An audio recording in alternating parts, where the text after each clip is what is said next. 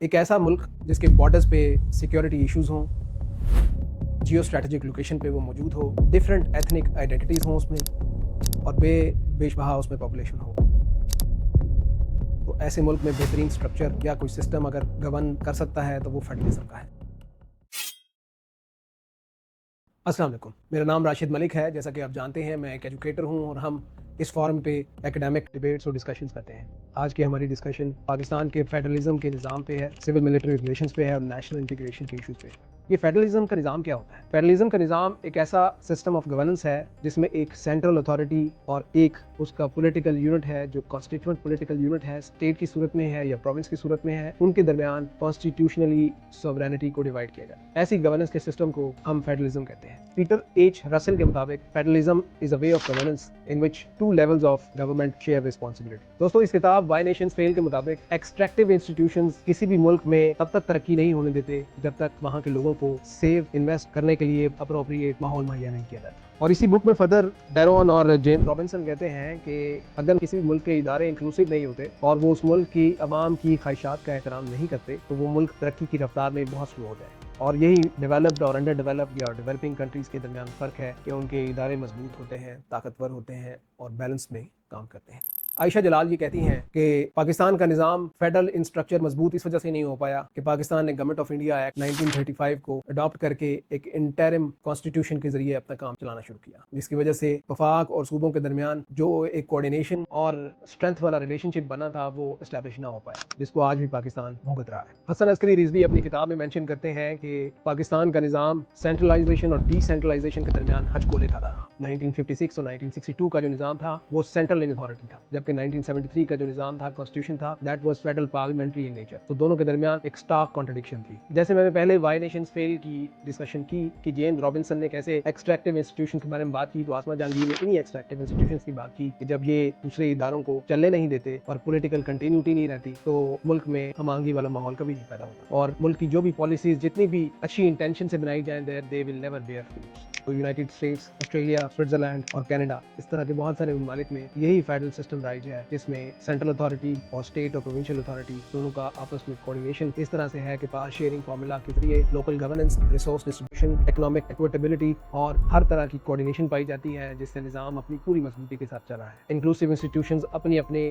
Given circumstances کے تحت کام کر رہے ہیں اور الٹیمیٹلی عوام کو سروسز دے رہے ہیں، اور عوام اپنے الیکٹڈ نمائندوں کو ہر 4 یا 5 سال کے بعد خود چنتی ہے تاکہ ان کو امپاور کرے کہ وہ لیجسلیٹو ایجنڈا کے ذریعے ان کی لائیولیہڈ میں امپروومنٹ لا سکے۔ پاکستان میں سسٹم کی کنٹینیوٹی نہ ہونے کی وجہ سے اس طرح کے بہت سارے مسائل نے جنم لیا۔ دیکھیں، کسی بھی جمہوری نظام میں الیکشن کمیشن، پارلیمنٹ جو لیجسلیشن کرتی ہے، اور ایگزیکٹو اور جوڈیشری، یہ سب مل کے اپنے اپنے دائرہ کار میں کام کر کے اس جمہوری نظام کو مضبوط بناتے ہیں۔ جب ان میں سے کوئی بھی ایک ادارہ اپنی حدود کو قبول کرتا ہے تو اس کے بعد یہ انتظامی ڈھانچہ خراب ہو جاتا ہے۔ پاکستان میں سپریشن آف ایسٹ پاکستان سے لے کر اس سے پہلے اور بعد والے جتنے کرائسس نے جنم لیا، اس میں سیکٹیرین کانفلکٹس ہوں، ایتھنک کانفلکٹس ہوں، مہاجر، سندھی، بلوچی، پنجابی کانفلکٹس ہوں، یا سیکٹیرین وارفیئر اور اس طرح کی منورٹی ریلیٹڈ ایشوز ہوں، ان کے کہیں نہ کہیں لنکس آپ کو weak law and order situation اور ایکسیسو سینٹرلائز اتھارٹی میں آپ کو ملتے ہیں۔ ایسٹ پاکستان کی سپریشن کے وقت عائشہ جلال اور حسن عسکری رضوی جیسے بہت بڑے بڑے اتھارٹی رائٹرز نے یہ بات بولی کہ اس کی اگر کوئی ایک رسپانسبلٹی ہے تو وہ سینٹرل اتھارٹی ہے۔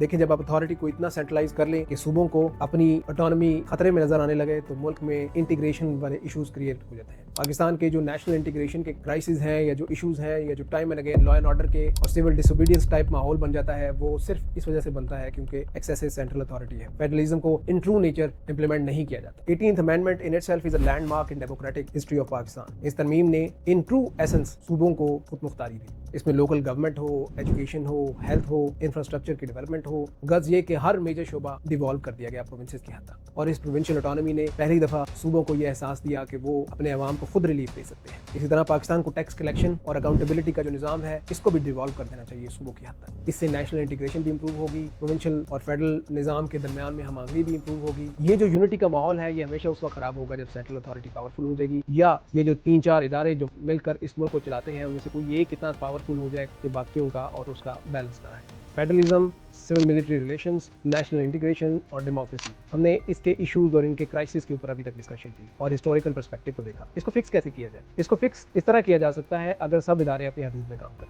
वो सब इदारे जो मिलकर पाकिस्तान को चला रहे हैं वो सब अपने अपने कॉन्स्टिट्यूशनल लिमिट्स में काम करें। हम सिस्टम को रिफॉर्म करने की बात कर रहे थे, उसमें सबसे पहले प्रोविंशियल ऑटोनॉमी जरूरी है। कुछ ऐसे लॉज हैं जिनको लोकल लेवल पे रिफॉर्म करना चाहिए। लोकल गवर्नमेंट्स को रेगुलरली इलेक्ट करना चाहिए ताकि लोकल लेवल पे लोगों को प्रोविंशियल गवर्नमेंट की तरफ ना देखना और लोकल गवर्नमेंट भी उनके मसाइल करें। पाकिस्तान में बलदियाती निज़ाम हर 2-4 साल बाद किसी न किसी अदालती फैसले की जरूरत है। लोकल गवर्नेंस के बाद सेंट्रल और प्रोविंशियल गवर्नमेंट्स के दरमियान में बेहतरीन कोऑर्डिनेशन हो और ये प्रोविंशियल कोऑर्डिनेशन इतनी इंप्रूव हो जिससे नेशनल यूनिटी और कोहेजन इंप्रूव हो। कल्चरल एक्सचेंज प्रोग्राम्स हों जिससे एक नेशनल कौमियत का रुझान है वो बढ़े। इसके अलावा election commission of Pakistan needs to be extremely independent and neutral institution, जिसको ये इंश्योर करना है कि इनोवेटिव और यूनिक बायोमेट्रिक सिस्टम और इस तरह की इस्लाहात लाई जाए जिससे मुल्क के अंदर एक शफाफियत वाला निज़ाम पैदा हो और पब्लिक को ये एहसास आए कि वो प्रॉपर पब्लिक पार्टिसिपेशन हो रही है और ट्रांसपेरेंट निज़ाम, उन्हीं के इलेक्टेड नुमाइंदा लोग एम्पावर्ड है। इस तरह मुल्क के अंदर बेरारवी और अफरा तफरी का माहौल खत्म हो। इंक्लूसिव फिस्कल रिफॉर्म्स होनी चाहिए जिसमें टैक्सेस की मेजॉरिटी इलेक्शन प्रोविंशियल हाथों में दी जाए जिससे